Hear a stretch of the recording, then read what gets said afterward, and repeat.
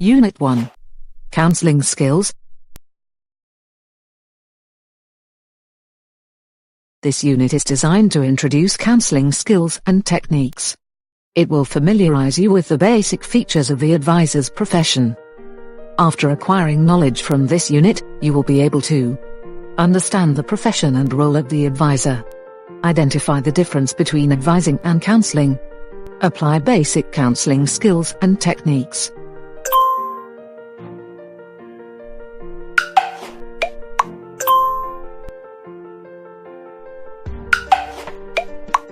Professional advisor is an expert who is professionally trained and qualified to give information, explanations and advice in specific areas or for specific needs to an individual, group of people or organization. He is an expert in particular area, capable of offering swift and comprehensive insight and complex services, while in other areas he is professionally trained or instructed to the level of expertise required for providing services. In the case of more complex services that are not in his area of expertise, a professional advisor uses and/or proposes the services of other professionals. An advisor helps in research, planning, decision-making and implementing of decisions by providing information and suggestions, staying neutral, objective and focused on the ultimate interest of his client. Advisor for direct foreign investors has certain additional roles. He is an expert professionally trained and qualified in specific areas to provide information, explanations and advice, and can offer advisory services to people across different linguistic, cultural and geographical regions. The communication sensitivity that prevents any misleading interpretation is hugely important. Cultural diversity should always be taken into account, with special attention to differences in education, age, gender, as well as in political, religious and racial affiliations. Giving advice and advising counseling are two different processes. Giving advice is a process which involves less listening than talking, instant response to questions, explaining, giving directions and information. Advising counseling is a process which involves more listening, asking and not talking, as well as helping the client to reach the point where he is capable of finding his own solutions by implementing certain techniques. Example: one financial advisor can use his professional expertise to help his clients to manage and increase their assets. Another financial advisor, using his counseling skills, can help the client to secure financial independence, empowering him or her to become more confident and realize what he or she wants. A foreign direct investment advisor, FDI advisor, is an ideal combination of both, as he is qualified for both giving advice and counseling.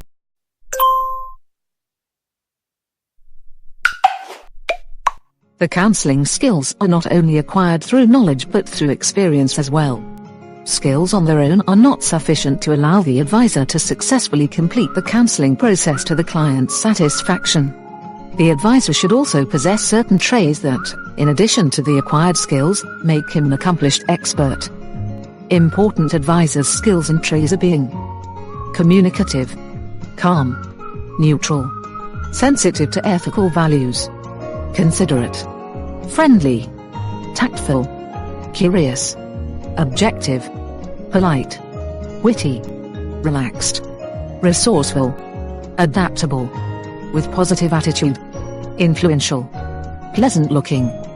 A skilled advisor who intends to gain the trust and confidence of the client needs to have additional qualities: organizational skills in gathering and sharing information with the client, responsibility for the accuracy of the gathered and shared information, good connections with experts and institutions outside of his own area of expertise. The basic counseling skills include listening, empathy, understanding, focusing on the client, tolerance, consideration, broad-mindedness, ability to cooperate and accept, broad culture, fresh and ongoing curiosity, interest in the client, understanding personality, good verbal communication, accepting responsibility, excellent memory, awareness and expertise in the field in which counseling is provided. Listening is the main skill. It is the most important activity, consistently applied throughout the entire counseling process. Listening skills are taught. The high art of efficient listening is obtained by training and experience. Professional listening is not the simple process that is commonly used in everyday communication. Listening means paying full attention to the client, being mindful and fully focused not only on the client's words, but also on the message conveyed through them. Listening also includes paying attention to body language and facial expression. Listening leads to asking the right questions at the right time. By asking the right questions, the client is encouraged to specify and expand his verbalized ideas. Listening means paying attention to every little detail, and the most important thing in listening is to learn how to remain silent, how to observe, and how to ask questions in order to get all necessary information.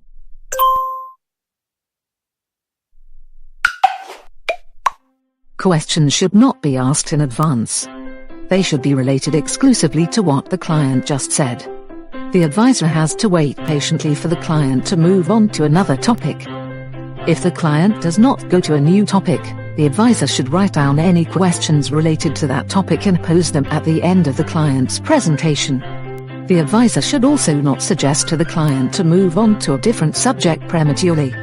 Otherwise, the client may lose focus and miss some important information. Issues related to the subject that the client has not spoken about should be asked at the end of the presentation only if the advisor is missing crucial information that could help him/her to explain a topic to the client in greater detail or to answer the latter's questions. Jerkovic M. 2017 lists 7 different types of questions which can be asked. However, one must have a clear idea why a certain question is formulated in a certain way and at a particular time. Open questions are usually used to encourage the other person to open up so that you can collect the information you need. They often start with why, what, where, and how. Examining questions can be used to clarify something that has already been said, or to learn more about the subject. This form of questions can be useful in creating relationships, but it should not be overused, as it may make the interlocutors feel uncomfortable as if they were questioned or even attacked. Closed questions require the answer yes or no. Reflecting questions are often used to check and clarify one's own understanding. This style sends the question back to the speaker and to what he has just said, while allowing the interlocutor to fully analyze all the information received and his own knowledge on a particular situation. Main or suggestive questions should be used with caution because they indicate that certain answer should be given in response, which is contrary to the concept of active listening. Hypothetical questions allow an assessment in what way a person could respond or what he/she thinks about a possible situation. Paraphrasing questions are one of the best ways to check one's own understanding of the information received from the speaker. The quality questions will result in quality answers and information, which will help advisor to offer good solutions.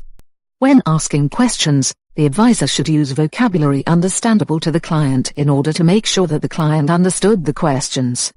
Questions should not be too personal even if they might be related to the current client's situation. During the client's presentation, the advisor should ask only about the information required for providing proper guidance and answers. After the presentation, the client should first receive the information and answers related solely to the areas of his interest.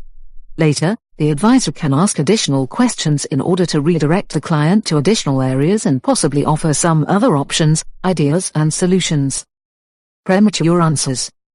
By offering a quick response during the interview, the advisor disputes and undermines the seriousness and complexity of the client's project. In those cases, the client may get an impression that the advisor considers his plan or project to be simple, insufficient, incomplete or even insignificant. The client may also think that he has received quick, superficial and incomplete answers from the advisor. That could result in the client becoming insecure and doubtful. Quick and premature answers by the advisor show his lack of expertise and awareness. It would be more professional to ask additional questions and to listen. Only after the client completes his full presentation, may the advisor provide him with information and solutions. The client will then accept advisor's help with more confidence, knowing that he has received all the necessary information and has obtained full insight into a problem. The client will be assured that the advisor has listened carefully to the whole conversation and that he will offer complex solutions, advice and instructions. The advisor should keep in mind that the client is a foreign investor whose decisions and further steps should protect and enhance his investment, on which depends not only the safety and quality of life, but also of all future participants and their families. That is why it is crucial to listen carefully and to gather as much information as possible.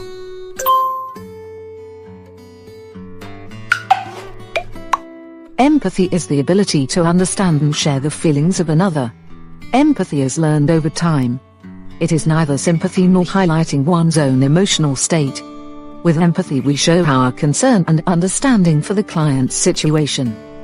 By showing empathy, the advisor sends a message to the client that he puts himself in his situation and therefore he is able to consider the ideas and motives in the same way the client does. By nodding, smiling, writing notes or by verbal confirmation, the advisor makes clear that he fully understands the client's most important information, wishes and needs. The advisor has to clearly verbally repeat the key information received from the client in order to ensure he was listening carefully and fully understood him. The acknowledgement of the client's information indicates care and respect for him and proves that the advisor is doing his job responsibly. By acknowledgement, the advisor confirms that she cares for others. Unclear parts of the conversation should be clarified. The advisor should repeat them and ask the client to confirm that he understood everything correctly. Only after the confirmation can the advisor ask additional questions in order to receive more information which the client possibly forgot to convey.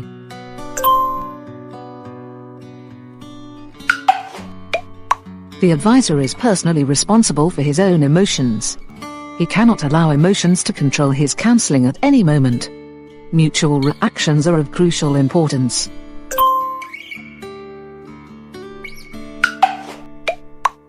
Positive, that is correct reactions are learned through exercise.